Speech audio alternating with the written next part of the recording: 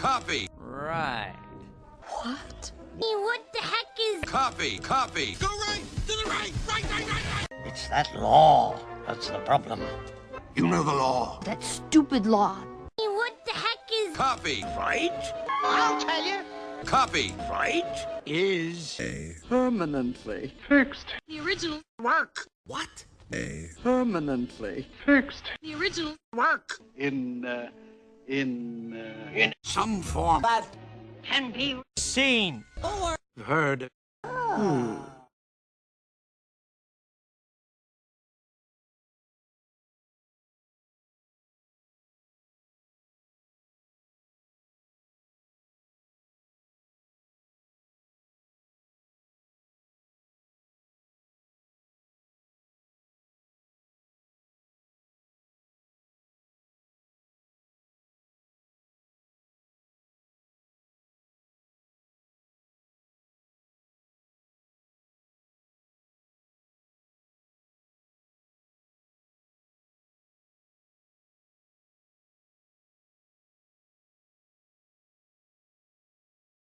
This is a vision of a certain kind of culture that this professional is celebrating. It's amateur culture.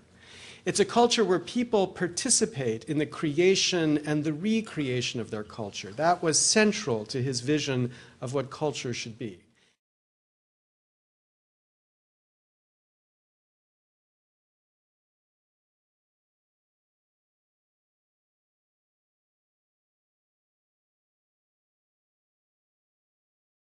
Very important to him, almost in a Jeffersonian sense, to imagine these people creating the culture around them as they consume the culture around them. Now, I use that vision of culture and describe it using modern computer terminology as a kind of read-write culture.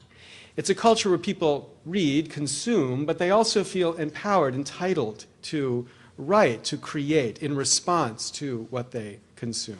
Millions of computers were connected and evolved into one perfect machine, designed for a single purpose: sharing information. The internet allowed me to connect from my island to the world, to communicate ideas with millions of others, and a media-literate generation emerged, able to download the world's culture and transform it into something different. And we called our new language Remix. Funny things, political things, new things were all uploaded back to the net.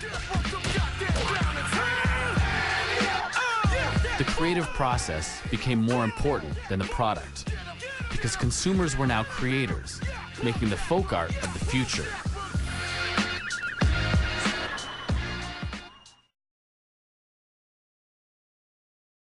And I contrast that vision of culture to the opposite in computer terminology, what we could call a read-only culture. A culture where what people do is just simply consume, where they don't feel entitled or empowered to take what they consume and do anything with it. They feel like their job is to be a couch potato, to sit there and just see or listen and do nothing more. Now listen, this is important. Only the Copy. Right. Owner. the Right? to use There. work. It's mine. How can that be? That's not fair. It's forbidden. We are extremely bad as a society, possibly as a species, in understanding the benefits of openness. So we've decided we're not going to have any empirical evidence. We're going to have a one-sided view which automatically will push us in the direction of more rights, both by only focusing on outputs and by, third, having this very negative vision of technology, only its costs and its benefits. We're going to misunderstand openness and be frightened of it.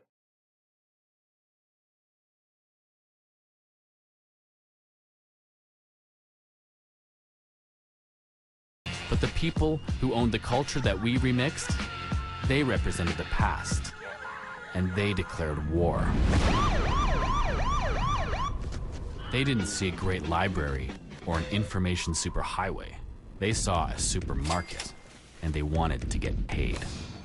For these people, ideas are intellectual property, locked up until purchase.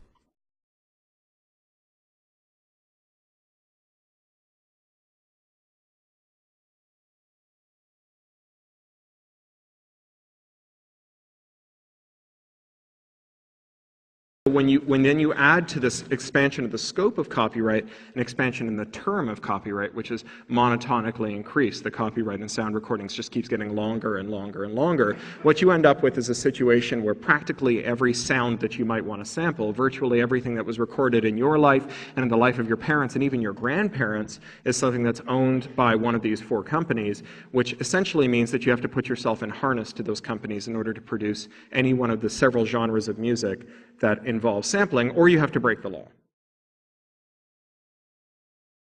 Let's stop and play a game. See if you can tell me the author of this song.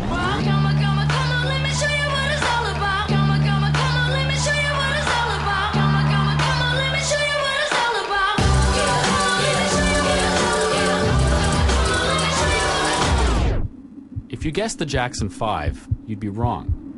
Try again.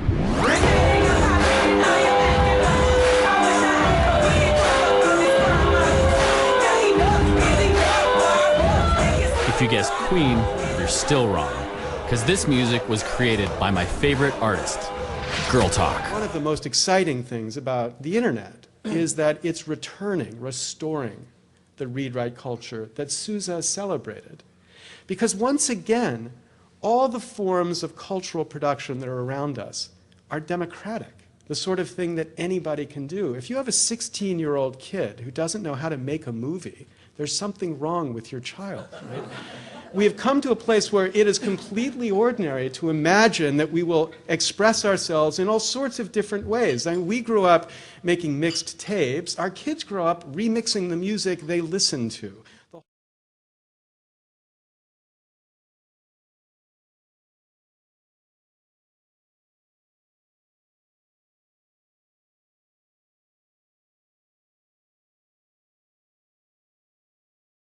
But the artistic business has always had this element of social contract. It's never been merely an economic contract. The artist asks the audience to integrate her art into their lives, to listen to her arguments, to adopt her aesthetic, to hum her tunes to their children, to ruminate on her stories and tell them to themselves, to make the art part of their lives. And in return, audiences don't just acquire art, they participate in an artist's career. They feel a stake in it. They promote the art that they love.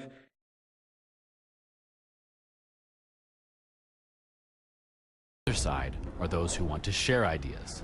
We'll call them the copy left. These people believe that the public domain must be protected to ensure the free exchange of ideas and the future of art and culture.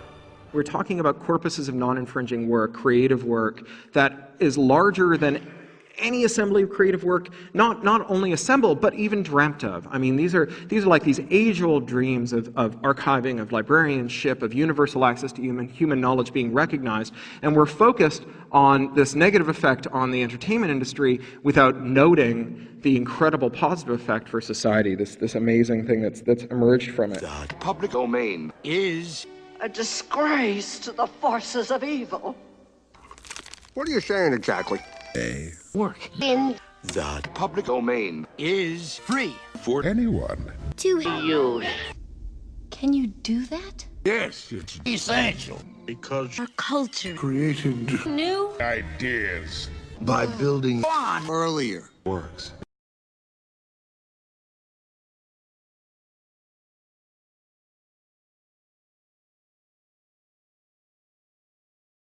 When you use copyright to turn creativity into an obstacle course, you end up giving power to institutions whose job it is to remove obstacles. It's really only by using policy to remove obstacles to creativity that you end up giving power to creators. So for example, and this is where we get back to the idea that it's hard to monetize fame, but it's impossible to monetize obscurity, Creative Commons licenses and other tools make it possible for audiences to build artists to build audiences. And this is, of course, one of the major jobs that publishers have always had, is figuring out how to build an audience for a work and connect it with a work. Hybrid economy. What we need to do is to encourage a way of thinking about the proper relationship between the commercial entity and the sharing economy, or at least we don't need to legislate it or worry about anybody doing it from a policy perspective. My prediction is that businesses that think about this in an appropriate way will be more successful than businesses that think about this in a traditional way.